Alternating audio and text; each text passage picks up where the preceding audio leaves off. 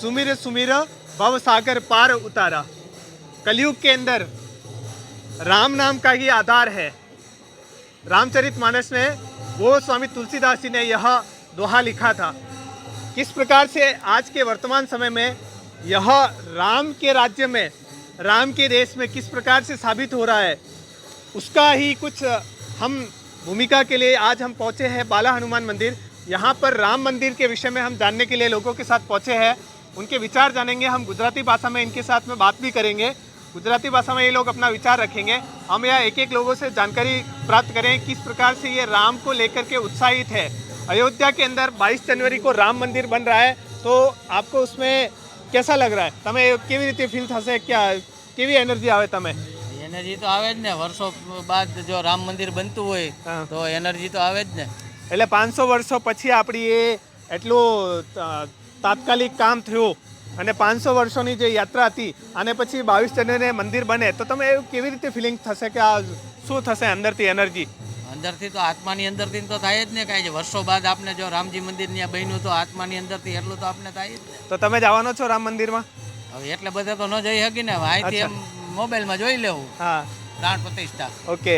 તો રામની બાબતમાં આખા દેશમાં અલગ અલગ યુવાઓને લઈને અલગ અલગ વિચાર છે, તો તમારા મિત્ર શું વિચાર છે?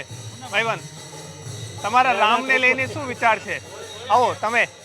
ના ના, સરસ, એકદમ આનંદ થયો.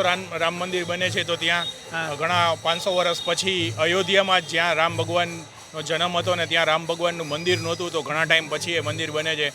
ઇવન તમે અહીંયા જામનગરમાં પણ જોઈ શકો છો, છેલ્લા 60 વર્ષથી અહીંયા રામધૂન સતત 24 કલાક ચાલુ હોય છે.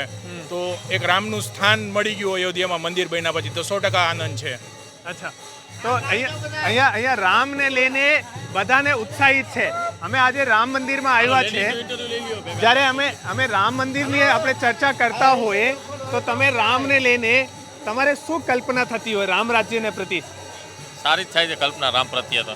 હા, રામ પ્રત્યે સારી છે. સારી છે. એટલે મારું બધા લોકોનું એવું માનવું છે કે રામ રાજ્યમાં જે થતું હોય, રામને રાજ્યમાં જે થતું હોય, રામને મંદિરને લીધે જે કલ્પના હોય, તમારા શું વિચાર છે રામને લઈને? રામ મંદિર બને એને લઈને શું વિચાર છે તમારા?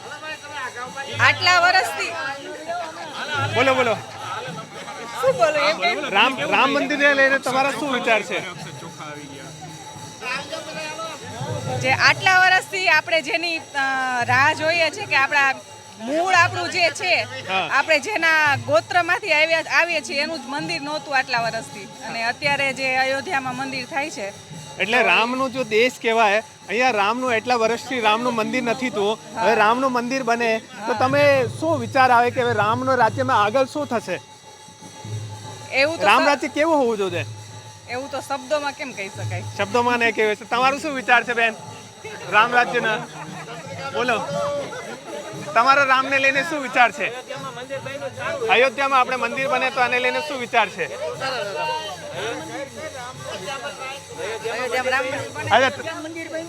તમારું કાકા રામ મંદિરના વિશે શું વિચાર છે? બનવું જ જોઈએ.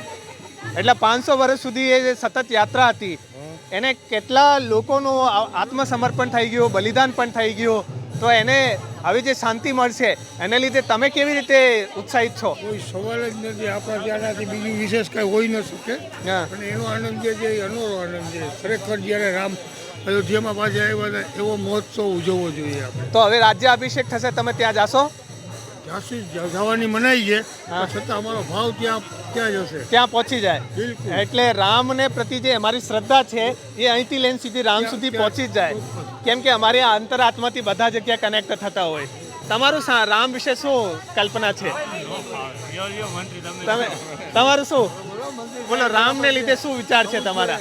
राम ने लेते तो बहुत विचार है. राम का मंदिर बना है तो अयोध्या में सब जाएगा. और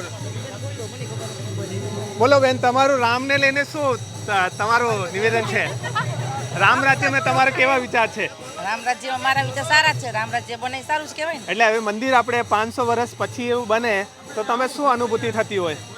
અનુભૂતિ સારી થતી હોય કે રામ મંદિર બનતું હોય એટલે એનો આનંદ તો અનેરો જ હોય ને. તો હવે આપણે કૃષ્ણ બનાવવાનું હોય મંદિર, એ તો છે જ. એ તો આપણો વિચાર છે જ. હા. એટલે કૃષ્ણનું પણ મંદિર બનવું જોઈએ. હા કૃષ્ણનું મંદિર તો છે જ. છે જ ના, પર હજી અધૂરું છે આપણે ત્યાં, તો એ બધી બનાવવાનું. જગ્યાએ કેવો પૂર્ણ કરે.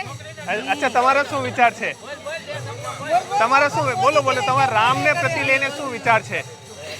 ના ના ના ના એટલે અહીંયા બધા જે રામને લઈને જે રામ રાજ્યની પરિકલ્પના છે, એટલે આખા દુનિયામાં, કેવલ ભારત વર્ષમાં જ નથી, તમે દુનિયામાં જે પણ જગ્યા જતા હોય, અહીંયા રામને લઈને જે વિચાર છે, રામ કોને કહેવાય? રામ એટલે કે જે આખી દુનિયાને વસુદેવ કુટુંબકમ માને, એટલે જે અમારી આખી પૃથ્વી છે એ રામ કહેવાય. એ રામ રાજ્યને પ્રતિ લઈને જે અહીંયા લોકોનો વિચાર હતા એ આજે અમારી સામે જોવાને મળ્યા. બહુ બહુ આભાર બધાનો.